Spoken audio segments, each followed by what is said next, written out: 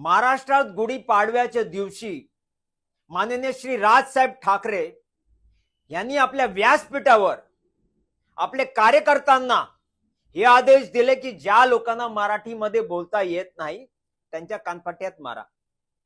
राजसाहेब ठाकरे, तुम्ही हिंदूंना मारायचा आदेश दिलेला आहे असं वाटतोय, कारण तुम्ही ज्या सिक्युरिटी गार्डला मारला तो हिंदू होता. ज्या मॉलमध्ये डीमार्ट मध्ये तुम्ही जाऊन त्या माणसाला मारला तो पण हिंदू होता. ज्या बँकेत जाऊन तुम्ही बँकेच्या अधिकाऱ्यांवर कारवाई केलं ते पण हिंदू आहेत. म्हणजे तुम्ही हिंदू विरोधी आहेत. महाराष्ट्रात राहून छत्रपती शिवाजी महाराजांचा हिंदवी स्वराचा अपमान पण तुम्ही करताय. मराठा आरक्षणाला तुमचा सपोर्ट नाही. राजसाहेब ठाकरे, आपण केवळ उत्तर भारतीय नव्हे, मराठी लोकांचा पण विरोधक आहे. म्हणून मी तुमच्या विरुद्ध सुप्रीम कोर्टमध्ये जाऊन ही याचिका केलेली आहे.